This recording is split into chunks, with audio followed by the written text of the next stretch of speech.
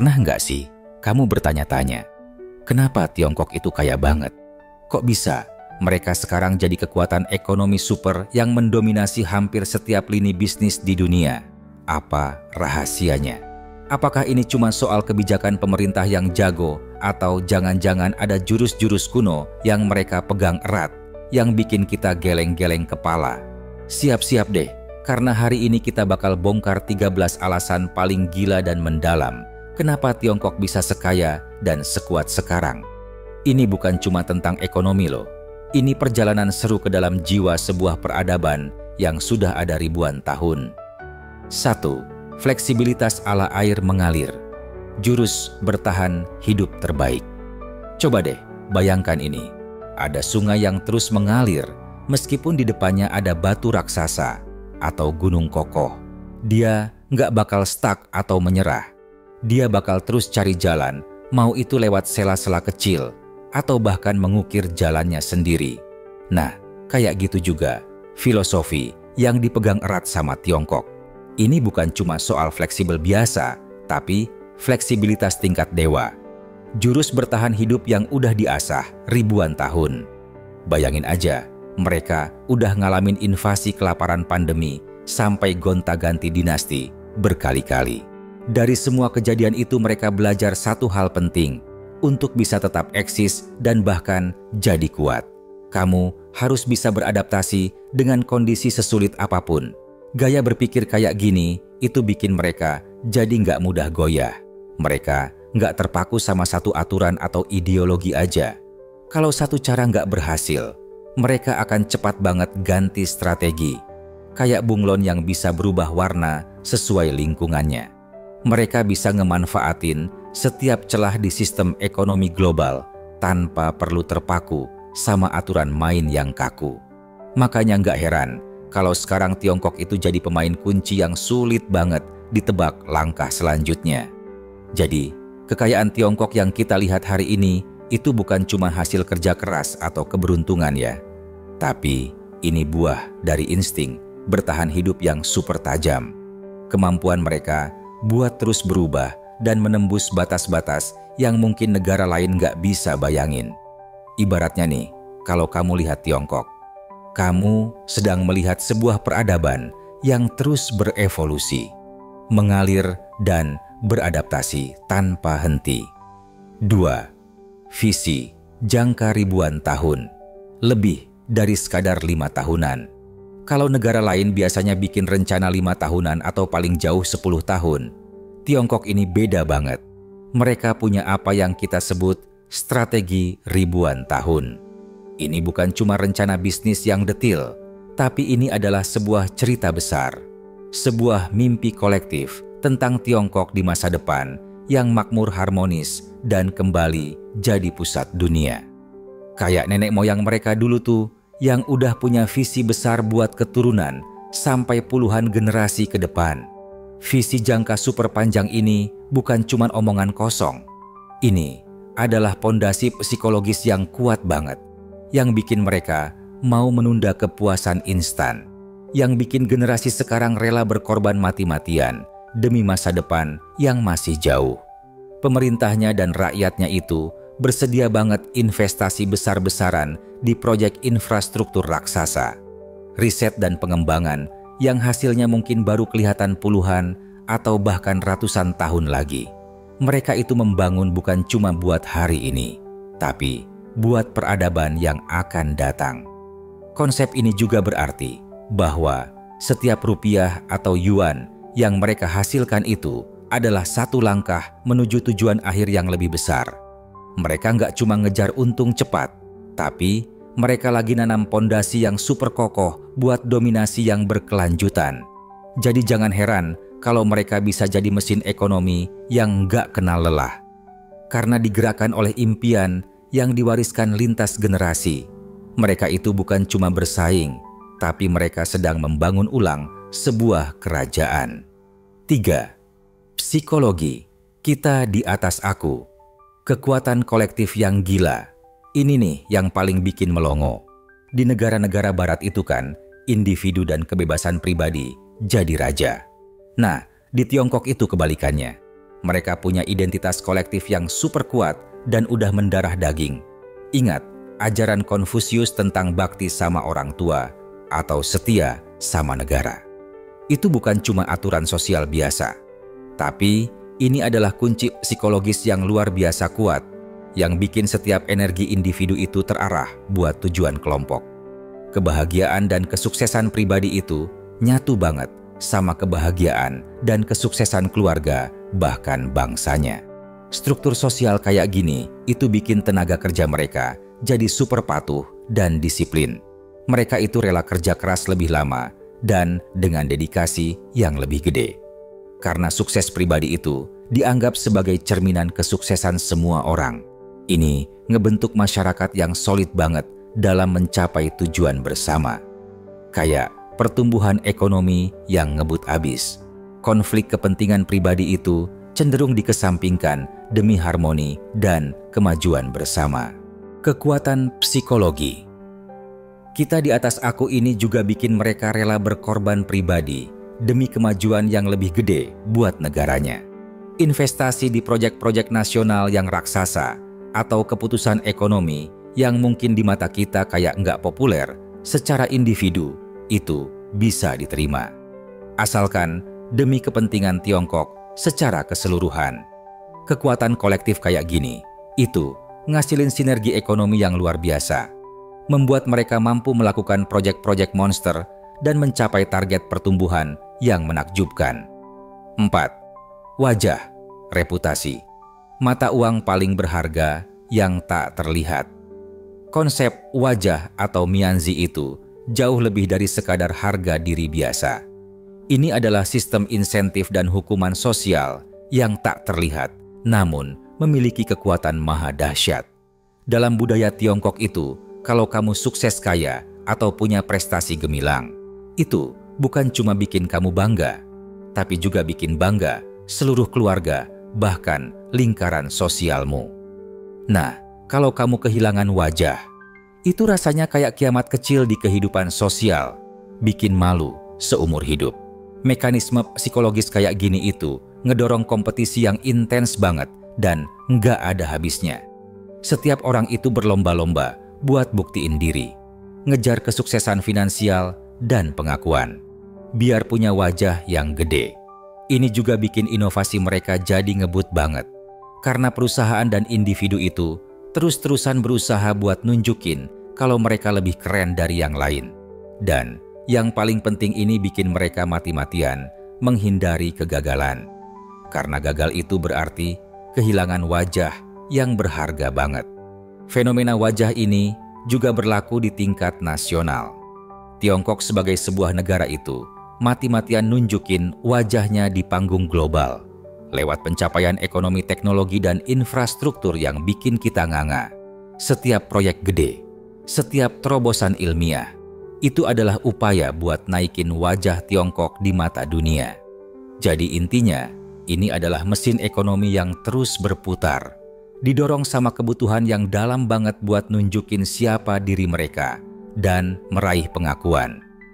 5. Jurus permainan Go di ekonomi global. Sabar tapi mematikan.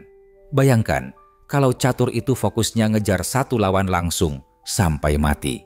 Nah, Tiongkok ini beda. Mereka mainnya kayak permainan Go kuno. Go itu ngajarin strategi ngekepung pelan-pelan, ngerebut wilayah-wilayah kecil, dan bangun kekuatan secara bertahap tanpa harus perang frontal. Nah, ini persis banget kayak strategi ekonomi Tiongkok sekarang. Mereka nggak buru-buru buat menang di satu pertarungan besar atau mendominasi satu pasar doang. Mereka itu justru pelan-pelan banget bangun kehadiran di berbagai sektor dan negara. Gimana caranya? Lewat investasi infrastruktur gede-gedean kayak proyek sabuk dan jalan yang bikin dunia melongo. Mereka juga beli-beli perusahaan strategis di mana-mana dan ngembangin teknologi canggih yang nanti mereka ekspor. Setiap langkah itu kayak mereka nambahin batu ke papan permainan yang pelan-pelan tapi pasti nambahin pengaruh mereka. Strategi ini bikin Tiongkok bisa bangun jaringan ekonomi global yang luas banget dan saling terkait. Mereka nggak perlu ngalahin satu negara. Tapi cukup bikin negara-negara lain itu jadi tergantung sama rantai pasok dan duit dari Tiongkok. Mereka main game yang berbeda dari yang dimainkan oleh negara-negara barat. Mereka main untuk jangka waktu yang super panjang, dengan tujuan akhir bikin ekosistem ekonomi global yang dominasinya dipegang erat sama mereka. 6. Disiplin keuangan level dewa. Setiap rupiah itu emas. Memang benar di Tiongkok itu budaya nabung udah mendarah daging. Tapi ada yang lebih gila dari itu, yaitu disiplin pengeluaran yang hampir nggak ada komprominya. Ini bukan cuma soal ngumpulin duit, tapi ini adalah bentuk pengendalian diri dan ketahanan mental. Dalam sejarah Tiongkok, pemborosan atau hidup mewah berlebihan itu sering dihubungin sama kehancuran dinasti. Makanya, mereka itu menghargai setiap sen uang seolah-olah itu emas murni. Harus dijaga dan diinvestasiin lagi, bukan buat dihambur-hamburkan. Mentalitas kayak gini itu udah ditanamkan sejak anak-anak kecil. Mereka diajarin nilai uang dan pentingnya hidup hemat. Ini bukan cuma buat kaya ya, tapi buat ngamanin masa depan dan biar hidup stabil. Pemborosan itu dianggap nggak bertanggung jawab dan nggak cerdas. Makanya kamu bakal lihat banyak orang Tiongkok itu hidup jauh di bawah kemampuan finansialnya. Meskipun saldonya udah tembus langit ketujuh, dampak dari disiplin ini ke ekonomi nasional itu luar biasa banget. Tingkat tabungan domestik yang sangat tinggi itu bikin mereka punya modal melimpah buat investasi di dalam negeri. Nggak perlu banyak ngutang dari luar. Ini bikin Tiongkok bisa danain proyek infrastruktur raksasa dan ngembangin industri baru dengan modal sendiri. Jadi, sikap setiap rupiah itu emas ini udah jadi salah satu pilar utama yang bikin mereka jadi kaya raya. 7. Etos kerja gila-gilaan. Nggak kenal lelah. Ini jauh melampaui sekadar rajin kerja biasa. Ini adalah keyakinan yang tertanam dalam banget. Kalau kerja keras itu satu-satunya jalan menuju kemajuan dan kehormatan. Masyarakat Tiongkok itu punya toleransi yang super tinggi buat jam kerja panjang, tekanan pekerjaan yang berat, dan tuntutan yang tinggi. Itu semua dianggap bagian yang enggak terpisahkan dari usaha mencapai tujuan pribadi dan kolektif. Makanya enggak heran kalau ada istilah 996, yang artinya kerja dari jam 9 pagi sampai 9 malam, 6 hari seminggu. Gila kan? Dedikasi kayak gini itu bukan cuma soal duit doang. Ini tentang memenuhi harapan keluarga dan masyarakat. Bisa sukses lewat kerja keras itu adalah bentuk kehormatan dan pengakuan yang besar. Kalau gagal tapi nggak berusaha maksimal, itu dianggap kelemahan. Makanya ini bikin lingkungan kerja yang super kompetitif, di mana setiap orang itu berusaha buat ngelampauin batas dirinya sendiri. Hasilnya apa? Tingkat produktivitas yang luar biasa banget. Sumber daya manusia di Tiongkok itu bisa ngasilin output yang masif dalam waktu singkat. Etos kerja keras yang ekstrem ini udah jadi mesin pendorong buat pabrik-pabrik mereka, buat inovasi, dan buat pembangunan ekonomi secara keseluruhan. Ini salah satu alasan utama kenapa Tiongkok bisa bangun kapasitas industri yang segede dan seefisien sekarang. 8. Pendidikan itu segalanya. Investasi paling berharga. Di Tiongkok itu pendidikan bukan cuma nilai, tapi itu adalah investasi paling penting yang bisa dilakuin sama individu dan keluarga. Ada tekanan sosial yang gede banget buat jago di sekolah. Karena itu, dipandang sebagai kunci buat keluar dari kemiskinan dan gerbang utama menuju kesuksesan sosial. Ini warisan kuno dari zaman dulu pas ada sistem ujian kekaisaran, di mana status sosial seseorang itu ditentukan dari seberapa pintar dan berpengetahuannya dia. Investasi besar-besaran di bidang pendidikan itu ngasilin kumpulan orang-orang pintar yang banyak banget di berbagai bidang. Dari ilmu pengetahuan dan teknologi sampai teknik dan bisnis. Pemerintah Tiongkok juga nggak main-main. Mereka ngucurin triliunan rupiah buat sistem pendidikan mereka. Bikin universitas-universitas kelas dunia dan ngirim pelajar-pelajar terbaiknya ke luar negeri buat nyari ilmu. Tujuannya cuma satu, bikin tenaga kerja yang paling terampil dan paling inovatif di dunia. Kepercayaan yang mendalam soal pentingnya pendidikan ini juga yang bikin inovasi dan perkembangan teknologi mereka ngebut banget. Generasi muda Tiongkok itu pinter-pinter dan bisa cepat banget nyerap sekaligus ngembangin teknologi baru. Ini salah satu pilar utama yang bikin Tiongkok bisa berubah dari cuma sekadar pabrik dunia jadi pemimpin dalam inovasi global. Keren banget kan? 9. Jaringan koneksi, guanxi yang super kuat, kekuatan tak terlihat. Konsep koneksi atau yang mereka sebut guanxi itu adalah pondasi yang gak kelihatan tapi punya kekuatan super dahsyat dalam bisnis dan kehidupan sosial di Tiongkok. Ini adalah jaringan hubungan pribadi yang saling menguntungkan dan dibangun atas dasar kepercayaan. Ibaratnya nih, punya guanxi yang kuat itu jauh lebih penting daripada cuma punya perjanjian di atas kertas. Karena guanxi bisa ngebuka pintu-pintu peluang bisnis yang nggak bakal pernah kamu lihat kalau nggak punya koneksi ini. Jaringan ini itu dibangun pelan-pelan, lewat waktu, lewat saling bantu, lewat makan bareng, dan lewat hubungan keluarga atau teman-teman dekat. Ini tuh semacam sistem dukungan dan keuntungan yang jalan beriringan sama sistem formal. Di dunia bisnis misalnya guanxi yang kuat itu bisa bikin negosiasi jadi mulus banget. Bisa dapat akses ke sumber daya penting. Atau bahkan bisa ngatasin hambatan birokrasi yang ribet.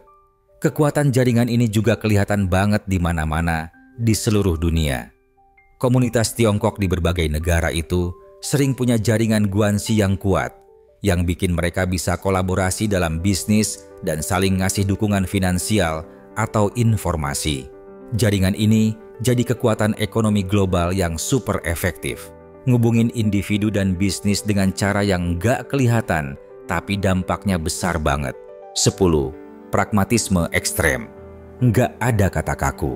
Sejarah panjang Tiongkok itu ngajarin mereka pragmatisme yang brutal dan kemampuan adaptasi yang luar biasa. Mereka itu punya bakat buat ninggalin ideologi atau cara-cara lama kalau udah terbukti nggak efektif. Dan mereka cepat banget buat beradaptasi sama perubahan.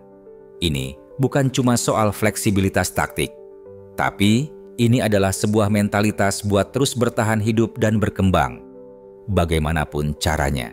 Contoh paling jelasnya itu pas ekonomi Tiongkok berubah dari sistem komunis murni ke sosialisme dengan karakteristik Tiongkok, yang intinya adalah ekonomi pasar kapitalis yang diatur ketat. Mereka itu bisa ngambil elemen-elemen terbaik dari berbagai sistem dan ngegabunginnya ke dalam model mereka sendiri. Mereka nggak terpaku sama cara lama kalau ada cara yang lebih efisien buat mencapai tujuan mereka.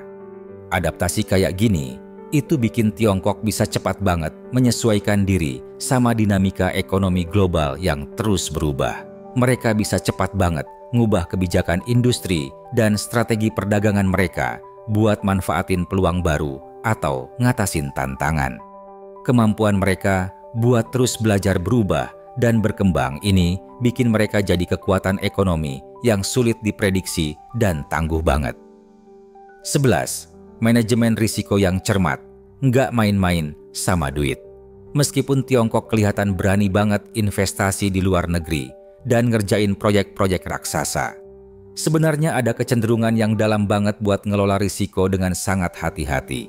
Ini datang dari pengalaman sejarah yang penuh tantangan, termasuk bencana alam kelaparan dan perang yang ngajarin mereka buat nggak gegabah dan selalu mikirin semua kemungkinan kegagalan sebelum bertindak. Pokoknya mereka itu nggak pernah main-main sama duit.